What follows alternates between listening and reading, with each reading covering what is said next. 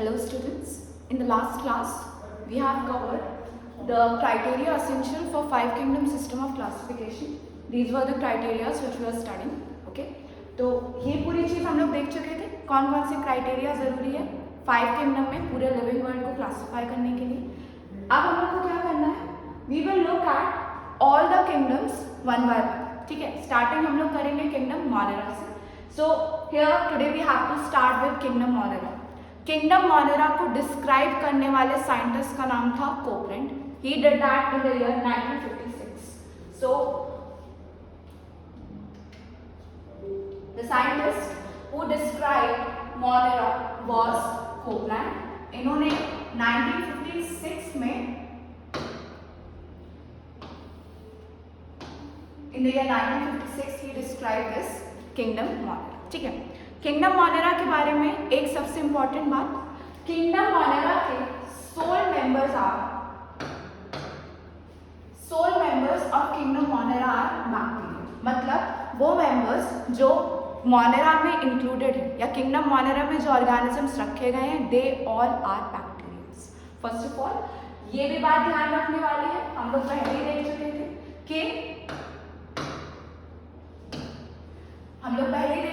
कि bacterias are prokaryotes. Monera में हमने प्रोकैरियोटिक ऑर्गेनिजम्स रखे थे, तो इससे ऑब्वियस सी बात है कि बैक्टीरिया भी कैसे होने चाहिए, प्रोकैरियोटिक होने चाहिए। और एक इंपॉर्टेंट बात, बैक्टीरिया सबसे ज़्यादा अबंडेंट है, they are the most abundant micro organisms. ठीक है, मतलब सबसे ज़्यादा वाइड स्प्रेड है या सबसे ज़्यादा एक्सटेंट किसका है, बैक्टीरिया का है। ये एक्सटेंट होने का रीजन भी है, सी देखिए, जो organisms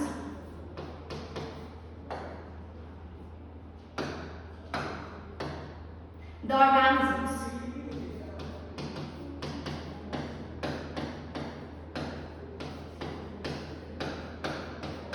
which have shorter lifespan, ऐसे ऑर्गेनिजम्स जिनकी लाइफ स्पैन कैसी है, शॉर्टर है।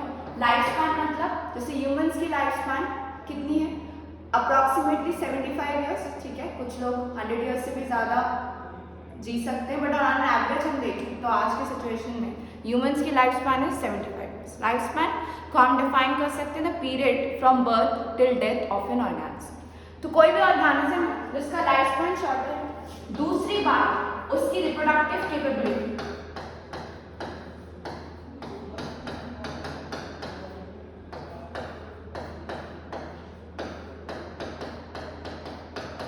रिप्रोडक्टिव कैपेबिलिटी हाई है।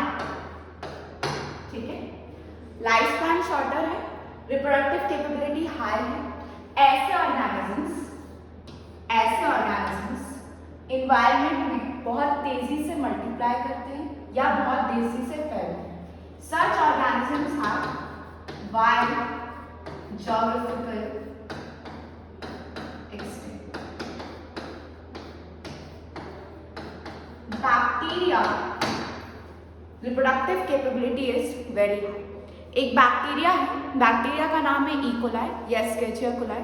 ये इकोलाई नाम का बैक्टीरिया 20 मिनट्स के अंदर रेप्लिकेट कर सकता है या रिप्रोड्यूस कर सकता है विद इन 20 मिनट्स। ठीक है, अगर एक बैक्टीरिया है तो उसे जस्ट 20 मिनट लगेगा, 2 बैक्टीरिया बनने में, 2 से 4 बनने में अगेन 20 मिनट्स। इस कारण से आप लोग देखते होंगे there are certain diseases which are caused by bacteria. अगर क्लास में किसी एक बच्चे को कोई बैक्टीरियल इन्फेक्शन हुआ है तो बहुत हाई प्रोबेबिलिटी रहती है कि वो इन्फेक्शन पूरी क्लास को हो जाए। क्यों? क्योंकि ये बैक्टीरिया मल्टीप्लाई या bacteria reproduce with very high capacity. इसकी reproductive capability is extremely high. इस कारण से they are the most abundant micro organisms. सबसे ज्यादा abundant micro organisms are bacteria. They reproduce at a very high rate. ठीक है, चलिए नेक्स्ट लाइन लिखिए, hundreds of bacteria present in a handful of soil. कुछ नहीं, सिर्फ आपको बताना चाह रहे हैं कि इनका कॉन्सेंट्रेशन इन्वायरमेंट में कितना हाई। एक जस्ट मुट्ठी भर सॉइल में कहीं पर ले लीजिए, एयर में हर वक्त बैक्टीरिया होंगे, अभी भी प्रेजेंट होंगे, सॉइल में होंगे, वाटर में होंगे, हर जगह बैक्टीरिया प्रेजेंट। ठीक है, तो इनको मैं क्या बोल सकती हूँ कि बैक्टीरिया आर ओमनी प्रेजेंट मतलब इनका स्प्रेड काफी हाई है, या मैं एक चीज बोल सकती हूँ, they are cosmopolitan in nature, cosmopolitan या फिर ओमनी प्रेजेंट, मतलब ये वैरायटी ऑफ हैबिटेट्स में पाए जाएंगे। वैरायटी ऑफ हैबिटेट्स मीन्स देखिए हॉट स्प्रिंग में मिल रहे हैं, डिजर्ट में मिल रहे हैं, स्नो में मिल रहे हैं, डीप ओशंस में मिल रहे हैं, ऐसे हैबिटेट्स में भी मिल जाएंगे जहाँ पर नॉर्मली ऑर्गेनिज्म सर्वाइव नहीं कर सकते। जैसे हॉट स्प्रिंग्स है, एक्सट्रीमली हाई टेम्परेचर और एसिडिक कंडीशंस, एसिडिक कंडीशन भी है, टेम्परेचर भी एक्सट्रीमली हाई है। एसिडिक कंडीशन से मेरा कहने का मतलब है pH is extremely low, right, in hot springs. दो बातें हैं, हॉट स्प्रिंग में एक तो टेम्परेचर हाई है, दूसरी बात यहाँ पर पीएच भी काफी लो है, मतलब एसिडिक कंडीशन है। फिर भी बैक्टीरिया वहां सर्वाइव कर जाएगा, बट क्या और कोई ऑर्गेनिज्म कर पाएगा? नो। देखो डीप ओशंस में भी सिमिलर केस है, लाइट का पेनिट्रेशन इज एक्सट्रीमली लो। दूसरी बात यहाँ पर प्रेशर हाई होगा। मेजॉरिटी ऑफ द ऑर्गेनिजम्स, मैं ये नहीं कह रही कोई भी नहीं, majority of the organisms can't survive in such extreme habitats, but bacteria are known to exist in those habitats in which other can't. ठीक है, मतलब जैसे हॉट स्प्रिंग्स ले लीजिए, ठीक है, जैसे डीप ओशंस ले लीजिए, स्नो ले लीजिए, या फिर हमारा गट ले लीजिए। ह्यूमन के गट में भी बैक्टीरियाज पाए जाते हैं। ह्यूमन गट मीन्स ह्यूमन का डाइजेस्टिव ट्रैक्ट या ह्यूमन का एलिमेंट्री कैनाल, ठीक है। ह्यूमन के एलिमेंट्री कैनाल में भी आपको बैक्टीरियाज मिल जाएंगे। You must have heard about healthy bacterias, ठीक है। हेल्दी बैक्टीरियाज वो होते हैं जो डाइजेशन बेटर करते हैं। हमारे गट में भी स्पेसिफिकली लार्ज इंटेस्टाइन में बैक्टीरियाज आर प्रेजेंट, ठीक है।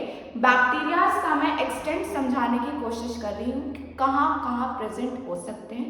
इन शॉर्ट आप देख रहे हैं हवा में है, पानी में है, सॉइल में है, हॉट स्प्रिंग्स में है, ओशंस में है, सीज में है, किसी ऑर्गेनिज्म के अंदर भी रह रहे हैं। तो इनके लिए word omni present easily use किया जा सकता है, या शब्द यूज कर सकते हैं कॉस्मोपॉलिटन इन नेचर, मतलब हर जगह पाए जाएंगे। कौन पाए जाएंगे? Bacteria which belong to the kingdom mono. Okay, so let's move forward in this, ठीक है। नेक्स्ट है, हम लोग बैक्टीरिया को उनके शेप के बेसिस पे डिवाइड करना चाह रहे हैं, ठीक है। शेप के बेसिस पे कितने तरह के बैक्टीरिया मिल सकते हैं। पहला शेप है कॉकस। कॉकस का मतलब है या तो स्फेरिकल या तो ओवल, ठीक है। तो पहली चीज है कॉकस। कॉकस मीन्स स्फेरिकल या फिर ओवल, ठीक है। दूसरा है bacillus. Bacillus means rod shaped. Caucus is spherical, bacillus is rod shaped bacteria, vibrium या vibrio is what? Comma shaped bacteria, and the final one is spiral.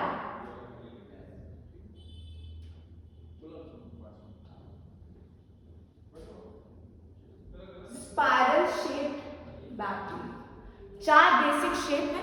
पहले shape का नाम क्या है? कॉकस। कॉकस मीन्स या तो स्फेरिकल या तो ओवल, ठीक है। Second is bacillus. Bacillus means rod shape. Third one is vibrio. Vibrio is comma shape, and the final is spiral which is spiral shape, ठीक है। तो कॉकस को हम और सब कैटेगरीज में पढ़ सकते हैं। लेट्स लुक एट दिस सब कैटेगरीज।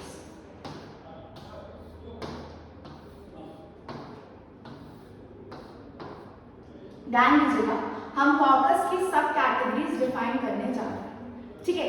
पहली सब कैटेगरी कॉकस की है mono caucus. Mono means one, caucus means sphere. Simple से एक अगर सिंगल स्फेरिकल फॉर्म में एग्जिस्ट कर रहा है तो मोनो कॉकस, ठीक है। फिर नेक्स्ट कौन सा है? नेक्स्ट है डिप्लोकॉकस।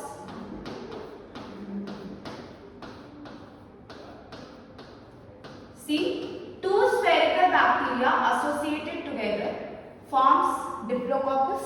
दो spherical bacteria हैं, साथ में associated है, नाम इसे दे देंगे हम लोग Diplococcus. Then there is Tetracoccus.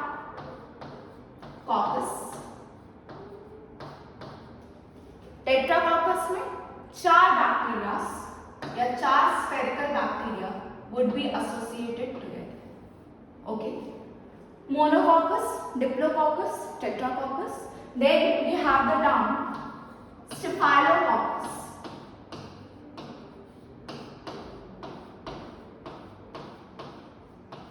Staphylococcus में एक चेन है, किसकी चेन है? बैक्टीरियाज की।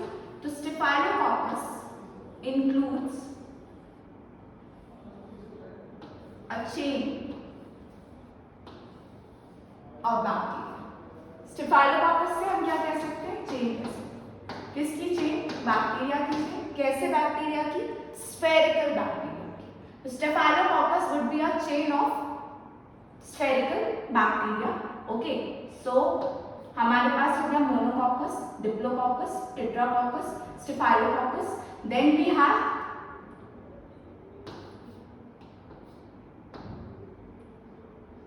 सार्सिना. सार्सिना कैसा है? सार्सिना is 3D geometrical figures. 3D और ज्योमेट्रिक फॉर्म में होगा. There we will say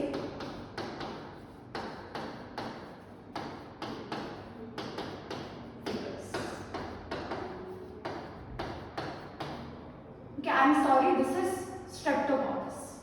Streptococcus. Streptococcus is chain of bacteria, right? Streptococcus. तो कितने देखे? Monococcus, Diplococcus, Tetracoccus.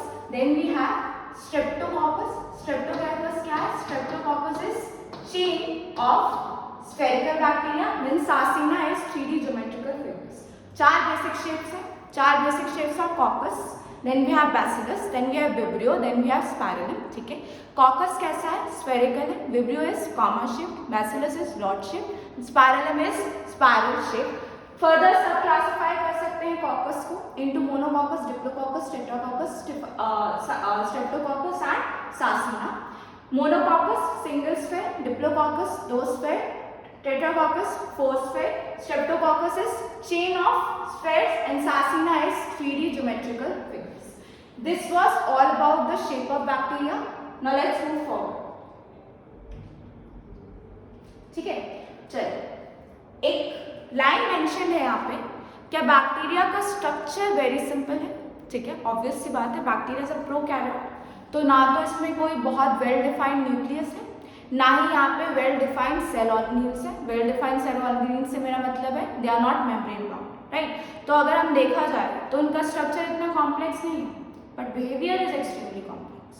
Behaviour is extremely complex. How? Variations बहुत है.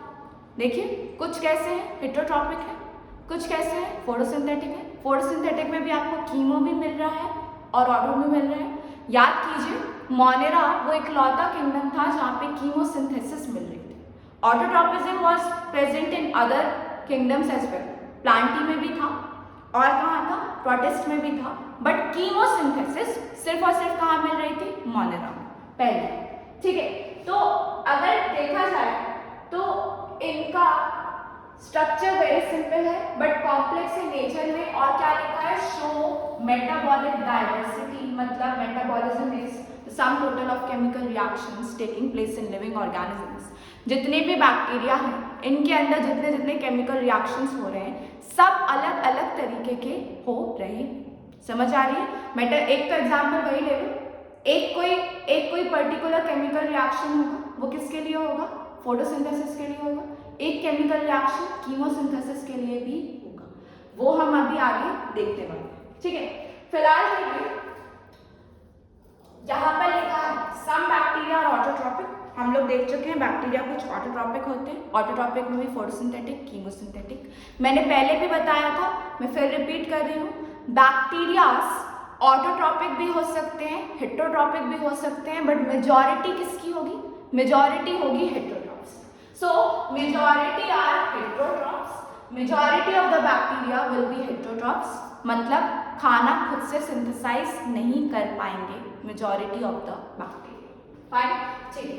तो इसमें हेटेरोट्रॉप्स में हमें पता है वो सेप्रोफाइट्स भी हो सकते हैं, मतलब वो डेड डिकेइंग ऑर्गेनिक मैटर से अपना खाना लेंगे, या वो क्या हो सकते हैं? पैरासाइट्स भी हो सकते हैं, मतलब कोई लिविंग ऑर्गेनिज्म से अपना खाना डिराइव कर रहे होंगे.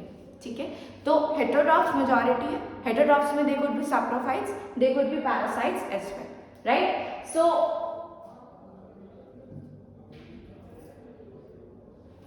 यहां आते ये क्या कर रहे हैं, 5 किंगडम सिस्टम ऑफ क्लासिफिकेशन में लिविंग ऑर्गेनिजम्स को 5 किंगडम में बांट दिया, ठीक है, monera, protista, fungi, plantae, animalia. अब क्या कर रहे हैं, अब हम मोनेरा को डिवाइड कर रहे हैं, we are further classifying kingdom Monera, मतलब किंगडम मोनेरा में है क्या, सिर्फ बैक्टीरियाज ही, ठीक है, they are the sole members. But अब हम क्या करने की कोशिश कर रहे हैं, अब हम बैक्टीरिया के भी टाइप्स देखने की कोशिश कर रहे हैं। ध्यान दीजिएगा, बैक्टीरिया यहाँ पर 2 टाइप के बैक्टीरिया मेंशन है, एक है आर्ची बैक्टीरिया, एक है यू बैक्टीरिया, ठीक है। सुनिए, आर्ची का मतलब क्या होता है, आर्ची का मतलब होता है प्रिमिटिव। यहां क्या मेंशन है, यू, इसका मैं मीनिंग पहले भी बता चुकी हूं जब यूकैरियोट पढ़ा रही थी। यू का मतलब क्या है, कहीं भी प्रीफिक्स यू आ जाएगा ऑटोमेटिकली मीनिंग क्या हो जाएगा उसका, true. Eubacteria are true bacteria and archaebacteria are primitive bacteria. Archaebacterias are primitive, eubacteria are true bacteria या फिर एडवांस बैक्टीरिया। आर्ची बैक्टीरियाज में कुछ स्पेशलिटी है, क्या स्पेशलिटी है आर्ची बैक्टीरिया की, दे can survive in extreme habitats। क्या लिखा है, एक्सट्रीम हैबिटेट्स में सरवाइव कर सकते हैं, कौन कर सकते हैं, आर्ची बैक्टीरिया मतलब कि primitive bacteria. They can survive in extreme habitats, मतलब जो मैं बात कर रही थी उन हैबिटेट्स की जहां पर और कोई ऑर्गेनिज्म सर्वाइव नहीं कर पा रहा है। एग्जाम्पल हमने हॉट स्प्रिंग्स का लिया था, जहाँ पे pH वॉज एक्सट्रीमली लो, मतलब एसिडिक काफ़ी हाई था, और क्या था, टेम्परेचर काफ़ी हाई था और एसिडिक नेचर भी ज़्यादा। ऐसी सिचुएशंस में क्या नॉर्मल ऑर्गेनिज्म सर्वाइव कर सकते हैं, नहीं, हमने कहा था बैक्टीरिया सर्वाइव कर जाएंगे। अब हम देख रहे हैं बैक्टीरिया में भी कौन से बैक्टीरिया सर्वाइव करेंगे, वो बैक्टीरिया का नाम होगा archaebacteria. They can survive in extreme habitats.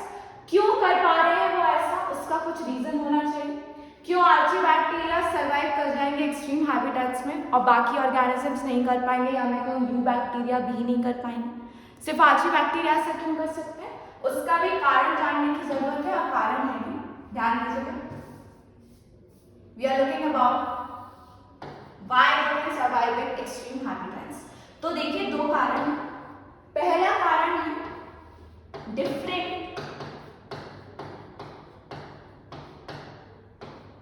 Cell wall structure. इनके सेल वॉल का स्ट्रक्चर अलग है, किससे अलग है, यू बैक्टीरिया के कंपैरिजन में archaebacteria has a different cell wall structure. And the second thing is इनकी सेल मेम्ब्रेन भी कुछ अलग है। कैसे अलग है, देखिए, branch chain lipids present in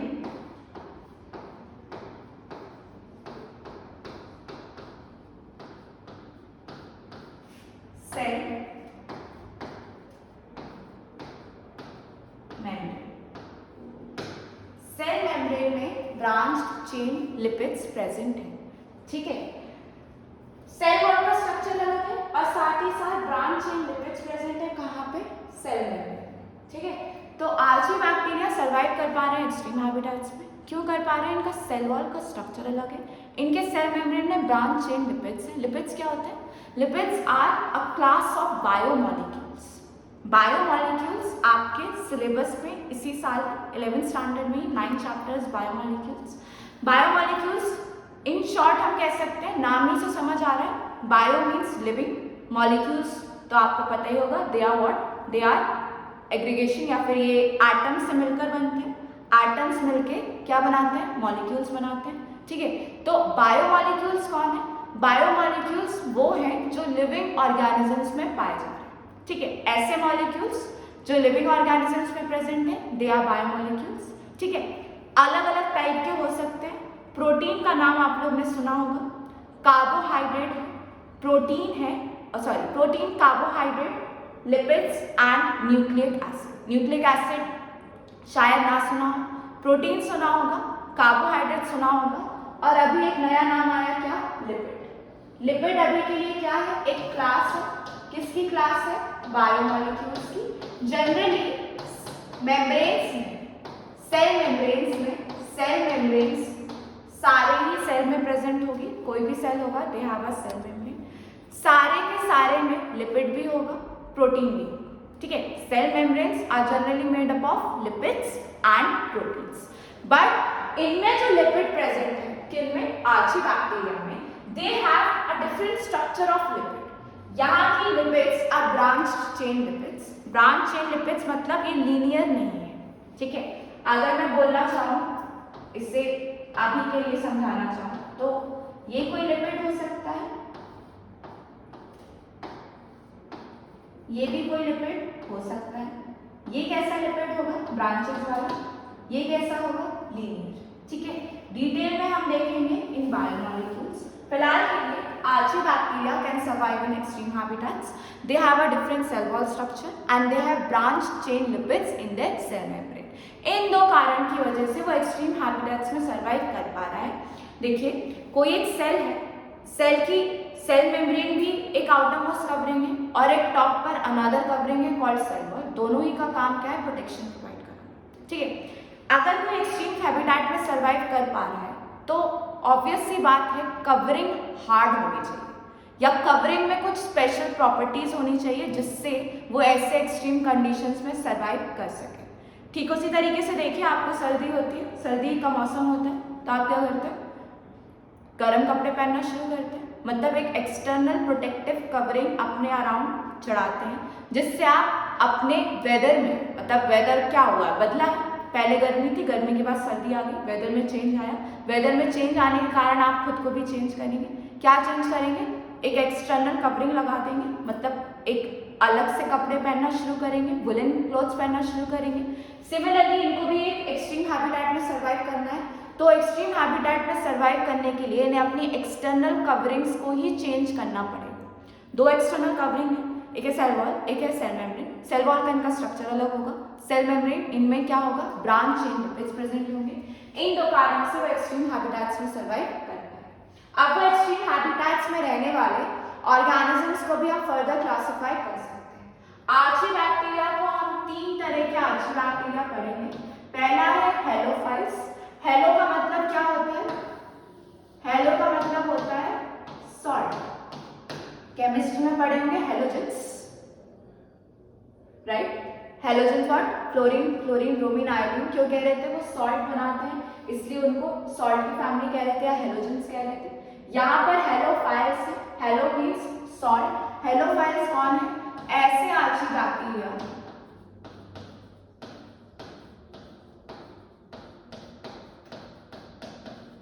that can survive in salty areas. Salty areas मतलब जहाँ सॉल्ट का कंटेंट काफी हाई है, ऐसी जगहों पर हेलोफाइल्स सर्वाइव कर जाएंगे। वो salty areas are can be called as marshy areas as well. ठीक है, तो मार्शी एरियाज में एक्सट्रीम सॉल्ट कंडीशंस में सर्वाइव करने वाले सर्वाइव करने वाले बैक्टीरिया कौन से हैं, halophiles. They are a class of archae bacteria, right. Then we have thermoacidophiles. Thermoacidophiles कौन से हैं, वो बैक्टीरिया हैं जो हॉट स्प्रिंग्स में सर्वाइव कर सकते हैं। Thermo means high temperature, acido means high acidic condition या फिर लो पीएच। ऐसे बैक्टीरिया जो थर्मोएसिडोफाइल्स हैं, philes thermoacidophiles can survive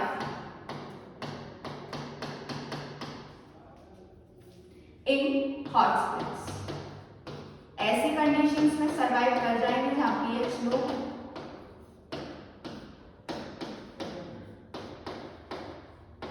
pH is low और टेम्परेचर इज हाई।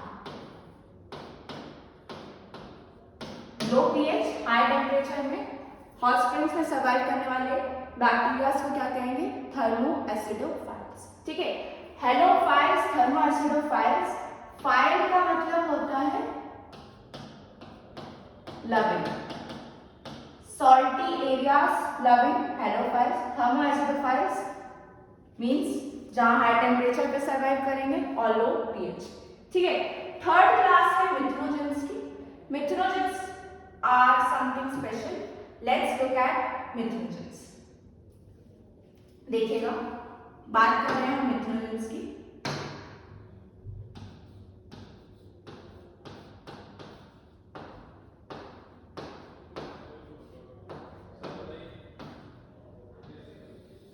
देखिए, ये आर्ची बैक्टीरिया है। ये आर्ची बैक्टीरिया प्रेजेंट क्या है? They are present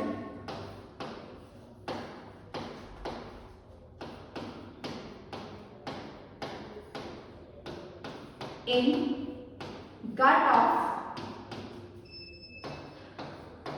ruminant animals.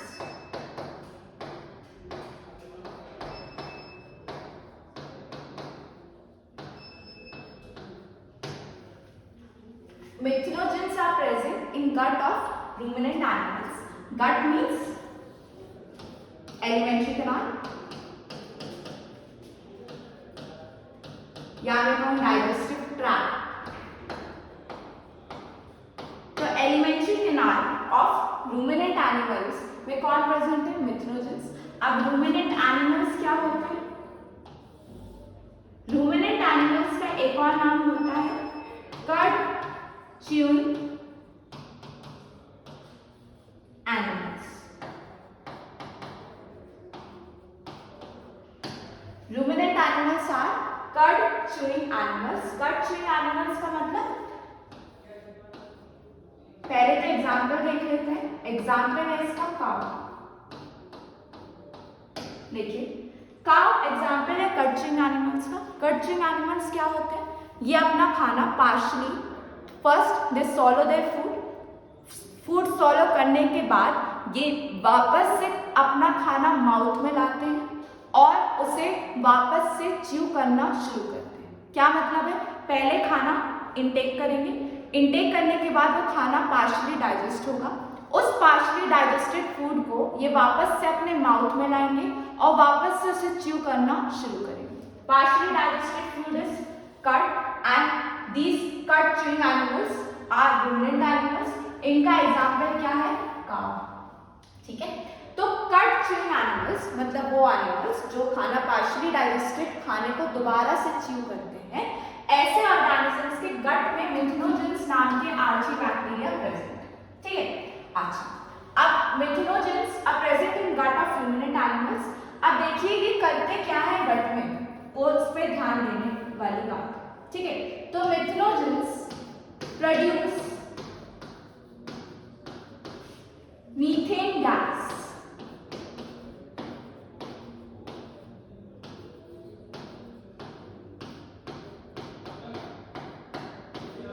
They produce methane gas in gut of ruminant animals.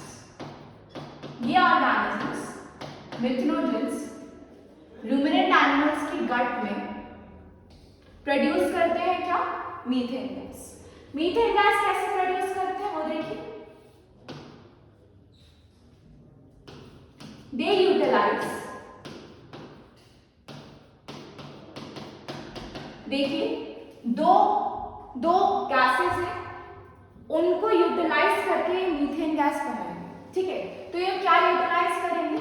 CO2 and hydrogen. ठीक है, CO2 hydrogen जो कहाँ प्रेजेंट होगा? गट में। किनकी गट में? रूमिनेंट एनिमल्स की गट में। उस CO2 और हाइड्रोजन को यूज करके ये मीथेन गैस का प्रोडक्शन करेंगे।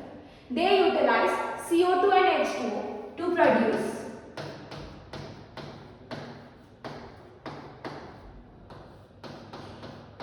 Methane gas. ठीक है, तो हमने अभी तक क्या देखा, मिथेनोजेंस प्रेजेंट है कहाँ पे, गट ऑफ रूमिनेंट एनिमल्स पे। यहाँ पर ये मीथेन गैस प्रोड्यूस करते हैं। ये मीथेन गैस वो हाइड्रोजन और कार्बन डाइऑक्साइड को यूटिलाइज करके प्रिपेयर करते हैं। अच्छा, अब ये सब हो कहाँ रहा है, गट में हो रहा है। किनके गट में, रूमिनेंट एनिमल्स की। तो क्या इस CH4 गैस की प्रोडक्शन से काऊ को कोई फायदा होगा या नहीं होगा? कैसे होगा वो सुनिए। देखिए, यहां पर इसने हाइड्रोजन यूटिलाइज किया और CO2 यूटिलाइज किया। हाइड्रोजन यूटिलाइज किया, इस कारण से कॉन्सेंट्रेशन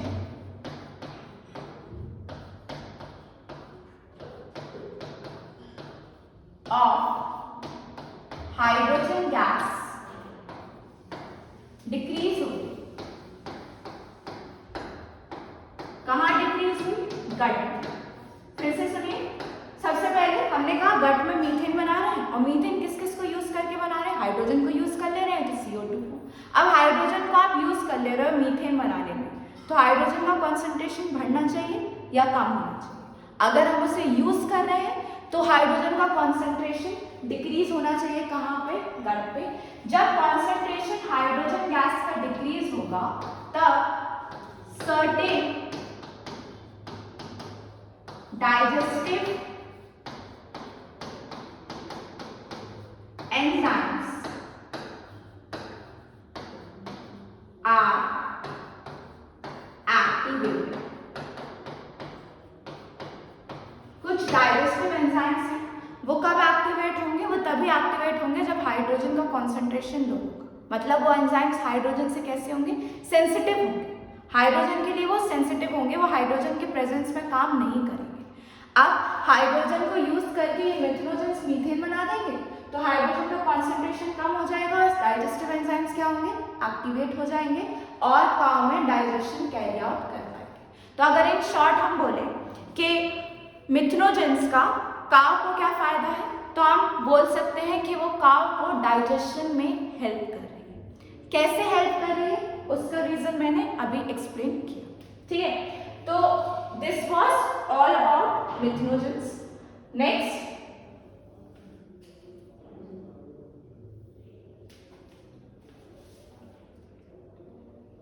ठीक है, तो अभी तक हम लोगों ने हेलोफाइल्स देख ली, थर्मोएसिडोफाइल्स देख ली, मिथेनोजेंस देख लिए। हमने अपना कौन सा क्वेश्चन कंप्लीट कर लिया, हमने क्वेश्चन कंप्लीट कर लिया of archaebacteria. Right, we have completed archaebacteria. Next क्या है, यूबैक्टीरिया है। यूबैक्टीरिया, अगेन यूबैक्टीरिया को फर्दर क्लासिफाई कर रहे हैं into autotrophs and heterotrophs. Majority किसकी होगी, मेजॉरिटी होगी हेटेरोट्रॉप्स की। ऑटोट्रॉप्स में भी आप फोटोसिंथेटिक ऑटोट्रॉप्स कह रहे हैं और कीमोसिंथेटिक ऑटोट्रॉप्स कह रहे हैं, इन दोनों चीज को अब हमें डिटेल में देखना है। What we need to look at? We need to look at photosynthetic autotrophs. We need to look at chemosynthetic autotrophs. Heterotrophic में दो टाइप के, पैरासिटिक और सैप्रोफिटिक। ठीक है, पैरासिटिक बैक्टीरिया हो सकते हैं। पैरासिटिक बैक्टीरिया कौन से होंगे, डिजीज कॉजिंग बैक्टीरिया। राइट, तो जो भी आप डिजीज सुनते हैं जो बैक्टीरिया से हो रही है, वो सारे के सारे कैसे पैरासिटिक है। किसमें पैरासिटिक हो सकते हैं, प्लांट के लिए भी पैरासिटिक हो सकते हैं, एनिमल के लिए भी पैरासिटिक हो सकते हैं। जो प्लांट के लिए पैरासिटिक है वो प्लांट में डिजीज कॉज कर रहे होंगे, जो एनिमल के लिए पैरासिटिक है वो एनिमल में डिजीज कॉज कर रहे हैं। Right, so the parasitic bacterias could be plant parasite,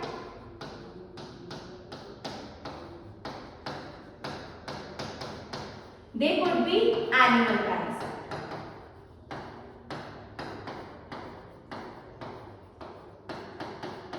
ठीक है, प्लांट पैरासाइट भी हो सकते हैं, एनिमल पैरासाइट हो सकते हैं। प्लांट पैरासाइट है तो प्लांट में डिजीजेस करेंगे, एनिमल पैरासाइट है तो एनिमल्स में डिजीज करेंगे। एक एग्जांपल ले सकते हैं, किसका एग्जांपल लेंगे, सैल्मोनेला टाइफी। क्या नाम है, सैल्मोनेला टाइफी। सैल्मोनेला टाइफी एक पैरासिटिक बैक्टीरिया है, डिजीज कॉजिंग बैक्टीरिया है। एनिमल्स में डिजीज कर रहा है, कौन सी डिजीज कर रहा है? टाइफॉइड। ठीक है, तो न्यू बैक्टीरिया को हम क्लासिफाई कर सकते हैं ऑटोट्रॉफ्स में, हेटेरोट्रॉफ्स में। ठीक है, हेटेरोट्रॉफ्स में पैरासिटिक भी हो सकते हैं, सैप्रोफिटिक भी हो सकते हैं। पैरासिटिक वो है जो लिविंग ऑर्गेनिज्म से न्यूट्रिशन डिराइव कर रहे हैं। जिस लिविंग ऑर्गेनिज्म से न्यूट्रिशन डिराइव करेंगे वो लिविंग ऑर्गेनिज्म फायदे में होगा या नुकसान में। कहने का मतलब है कोई बैक्टीरिया है, बैक्टीरिया हम पे पैरासाइट है, it's a parasite on humans. ठीक है, तो हमसे न्यूट्रिशन ले रहा होगा, हमसे अगर न्यूट्रिशन लेगा तो हम फायदे में रहेंगे या नुकसान में? Humans would be at loss, bacteria would be at gain. ठीक है, ह्यूमंस लॉस में होंगे, बैक्टीरिया गेन करेगा। तो क्या हमें डिजीज होगी उस कारण से? होगी। हम में कुछ लॉस हो रहा है, वो लॉस दिखेगा किस फॉर्म में? वो लॉस डिजीज के फॉर्म में दिखेगा, है ना। हमें बैक्टीरिया इन्फेक्ट कर दिया, वो हमारे न्यूट्रिशन डिराइव करने लगा है, तो हम वीक होंगे, हमें डिजीज कॉज होगी, हमें उसके सिम्टम्स दिखेंगे। ठीक है, तो कोई भी बैक्टीरिया हो, चाहे एनिमल हो चाहे पैरासाइट, एनिमल हो चाहे प्लांट हो, एनिमल का बैक्टीरिया एनिमल में इन्फेक्ट किया तो उसमें डिजीजेस दिखना शुरू हो जाएंगी। वो डिजीज के सिम्टम्स कुछ भी हो सकते हैं, फीवर आ सकता है। ठीक है, और क्या हो सकता है? खांसी हो सकती है, रेस्पिरेटरी ट्रैक्ट इन्फेक्ट हो सकता है। ठीक है, और प्लांट में दिख रहे हैं तो प्लांट में भी सिम्टम्स दिखना शुरू हो जाएंगे, लीफ पे धब्बे दिखना शुरू हो जाएंगे, स्पॉट्स ऑन लीव्स देखे होंगे, कोई लीफ में बैक्टीरियल इन्फेक्शन हो सकता है। ठीक है, तो पैरासाइट्स प्लांट भी हो सकता है, एनिमल भी हो सकता है, जिसमें भी पैरासाइट होगा उसमें डिजीज कॉज करेगा। सैप्रोफिटिक क्या है? सैप्रोफिटिक हम लोग पहले ही देख चुके हैं, ऐसे ऑर्गेनिजम्स जो डेड डीकेइंग ऑर्गेनिक मैटर से अपना खाना डिराइव करें, from dead decaying organic matter. तो क्या हमारा जो बैक्टीरिया है वो सैप्रोफिटिक हो सकता है? बिल्कुल, वो सैप्रोफिटिक हो सकता है। तो आर्ची बैक्टीरियाज, हेलोफाइट्स, थर्मोसिटोफाइट्स, मिथुनोजेंस, हम इन तीन को देख चुके हैं। हेटेरोट्रॉपिक में पैरासिटिक और saprophytic. The thing that is left is photosynthetic autotrophs and chemosynthetic autotrophs. इन दोनों को हमें डिटेल में देखना है, which we will look at in the next video. That is all for today's class. Thank you very much.